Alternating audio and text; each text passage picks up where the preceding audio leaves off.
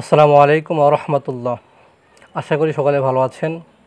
আমাদেরকে এক ভাই কমেন্ট করেছেন যে ভাই কি করে এই বাচ্চা যে ছোটোগুলো বাচ্চাগুলো আছে এই বাচ্চাগুলো রাত্রে উঠেই ভয় পায় বা চিল্লান দেয় বা রাত্রে ভয়ে ভয়ে থাকে। বিশেষ করে যখন একটা বাচ্চা দুনিয়াতে আসে তখন 1.5-2 মাস বা 3 মাস 4 মাস পর থেকেই বেশিরভাগ বাচ্চারাই এরকম হয়ে থাকেন, রাত্রে চিল্লেন দিয়ে থাকেন বা অনেক ভয় পায় বা অনেক সময় খাওয়া বন্ধ হয়ে যায়। তো এটার কিছু কিছু বিশেষত্ব আছে, তো এইগুলো ইনশাল্লাহ বন্ধ হয়ে যাবে আশা রাখি ইনশাল্লাহ, যদি আপনি এই কাজটা নিয়মিত করেন।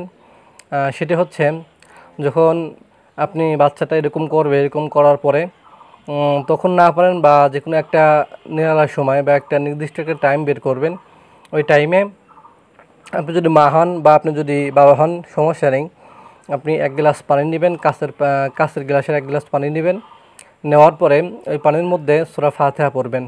প্রথম করবেন দুরূদ ইব্রাহিম শরীফ, যে ইব্রাহিমটা আমরা নামাজের মধ্যে তেলাওয়াত করি, সেই দুরূদ ইব্রাহিম শরীফ একবার পড়বেন, পরে পানির মধ্যে ফু দিবেন এবং সূরা ফাতিহা পড়বেন একবার, পানিতে ফু দিবেন এবং সূরা লাহাব, যেটা আমরা বলি তাব্বাত ইয়াদা আবি লাহাবি ওয়া তাব, এই সূরাটা একবার পড়বেন, পরে পানিতে ফু দিবেন।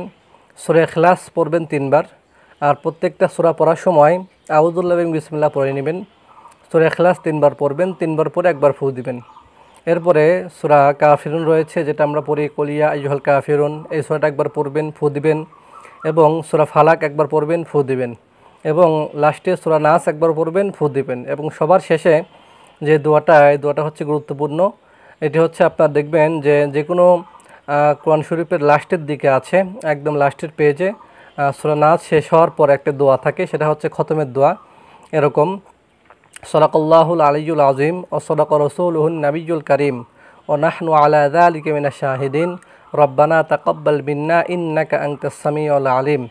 এই দোয়াটা 3 বার পড়বেন, 3 বার পরে একবার ফু দিবেন। ফু দেওয়ার পরে ওই কাঁচের গ্লাসে যেই পানিটা আছে ওই পানিটা বাচ্চাকে একটু খাওয়াবেন, আর অর্ধেকটা খাওয়াবেন 3 দিন ধরে খাওয়াবেন, 3 দিন খাওয়াবেন একটু একটু করে বা পানির সাথে মিশিয়ে। আর এই 1 গ্লাসের যে অর্ধেকটা থাকবে, অর্ধেকটা দিয়ে আপনি গোসল করে দিবেন। তাহলে ইনশাল্লাহ সমস্ত প্রকার যেই আছে বালা মুসিবতগুলো আছে বা নজর দোষ আছে, সেগুলো ইনশাল্লাহ কেটে যাবে। অনেকের নজর দোষ লাগে, খাওয়া দাওয়া বন্ধ হয়ে যায় বাচ্চারা, তো আপনি এটার ক্ষেত্রেও এটা করতে পারেন ইনশাল্লাহ। তো মূলত পক্ষে যাদের এই সমস্যাগুলো আছে, যে বাচ্চার নজর লেগেছে, খাওয়া দাওয়া ঠিকমতো করছে না, ঠিকমতো পেশাব পায়খানা করতেছে না, ঠিকমতো মন মানসিকতা ঠিক নেই এবং ঘুমন করে চিল্লান দেয়, ভয় পায়, তো এই সমস্ত কাজের জন্য আপনি মা হন বা আপনি বাবা হন, এই কাজগুলো করলে ইনশাল্লাহ ঠিক হয়ে যাবে। তো এই ছিল আজকের ভিডিও। আর যদি কোনো প্রশ্ন থেকে থাকে অবশ্যই আমাদের কমেন্টের মাধ্যমে জানাবেন, আমরা সর্বক্ষণিক উত্তর দেওয়ার জন্য চেষ্টা থাকবো ইনশাআল্লাহ। আসসালামু আলাইকুম ওয়া রাহমাতুল্লাহ। আপনারা দেখছেন খেদমত 100 ইউটিউব চ্যানেল, ফেসবুক পেজ।